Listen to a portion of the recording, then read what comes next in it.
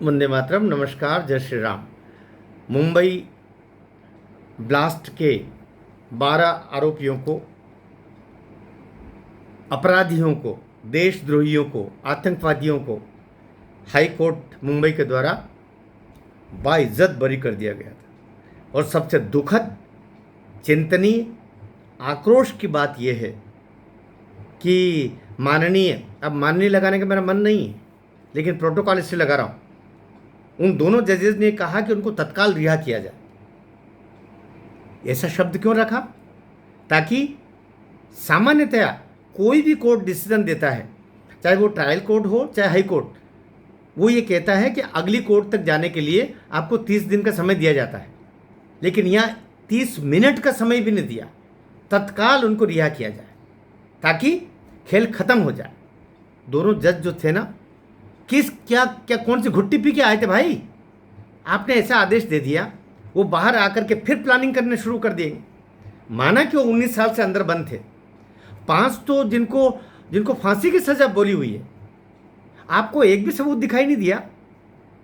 आपके बच्चे जज साहब उससे उन लोकल ट्रेन्स में होते और वो मारे जाते, तब आपको समझ में आता आतंकवादियों को और आतंकवादियों का साथ देने वालों को छोड़ने के दुष्परिणाम क्या होते हैं।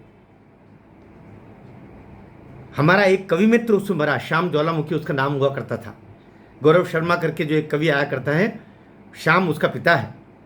और वो उसी 2006 के मुंबई ब्लास्ट में मारा गया था ट्रेन में। इसलिए हमारा आक्रोश ज़्यादा है। दोनों जज, ऐसे जजों को सेवा से बर्खास्त करना चाहिए। ऐसा आदेश आपने दिया तत्काल। आप 30 दिन का समय भी दे सकते थे कि महाराष्ट्र सरकार चाहे तो अगली कोर्ट में जा सकती है, आपने वो नहीं दिया। और वो उड़ीसा के जो तथाकथित रूप से जो वहाँ के उड़ीसा हाई कोर्ट के जो चीफ जस्टिस थे, जो उनका कार्यकाल खत्म होने के बाद में इनका स्पेशल रूप से इनकी सुनवाई हुई। याद रखना कि 1 साल की सुनवाई हुई।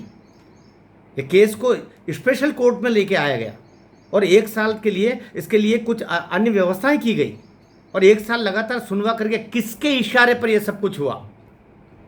इसमें कहीं कोई विदेशी शक्तियां तो सम्मिलित नहीं थे क्या? इसमें दाऊद के गुर्गे तो सम्मिलित नहीं थे? करोड़ों अरबों रुपए की डीलिंग तो नहीं हो गई? ये जांच का विषय है। या इन दोनों जजों के ऊपर कहीं बड़े दबाव तो नहीं थे? इनके मोबाइल और इनके सारा चीज़ों को खंगाला जाना चाहिए। दुनिया के इतिहास में ऐसा नहीं हुआ होगा कि जो सरेआम लगभग 270-300 लोग मारे गए और उनको बाइज्जत बरी कर दिया आपने 2 मिनट के अंदर। इसकी जांच होनी चाहिए। और अभी माननीय उच्चतम न्यायालय ने जो महाराष्ट्र सरकार की पिटीशन पर तत्काल इस पर रोक लगाई, लेकिन साथ में उन्होंने ये डाल दिया कि जिनको रिहा कर दिया है उनको केवल नोटिस इशू करके और छोड़ दिया जाए, उनको वापस गिरफ्तार क्यों ना किया जाए? जब उस फैसले पर रोक लगी है तो जिनको रिहा कर दिया तत्काल, उनको भी वापस गिरफ्तारी होनी चाहिए। मैं सोचता हूं कि सॉलिसिटर जनरल तुषार मेहता जी और महाराष्ट्र सरकार को फिर इस पर इंटरवीन करना चाहिए और फिर पिटीशन डाल करके और इनकी गिरफ्तारी की मांग की जानी चाहिए, क्योंकि ये बार फिर षड्यंत्र करेंगे, फिर पाकिस्तान के हाथों में खेलेंगे। और उन दोनों जजेस को तो बर्खास्त किया जाना चाहिए। मैं दुख के मारे बोल रहा हूं।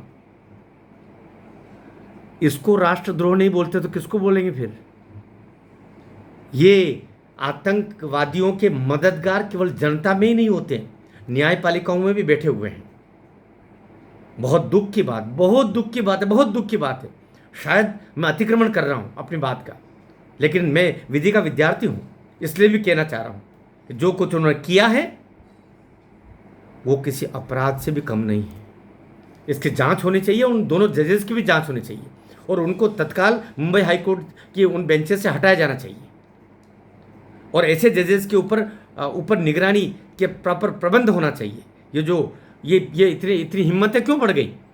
क्योंकि एक जज के घर पर नोटों के बोरे मिले और उस पर कोई कार्रवाई नहीं हो पा रही है, तो हाई कोर्ट के जजेस को भी और हिम्मत बन गई। हमारा तो कोई बाल बांका नहीं कर सकता। कार्रवाई होनी चाहिए। अगर जस्टिस वर्मा के ऊपर अभियोग लग रहा है तो इन दोनों जजेस के निर्णय पर भी पुनः समीक्षा होनी चाहिए और जांच होनी चाहिए कि किन दबावों में इनके द्वारा निर्णय हुआ है।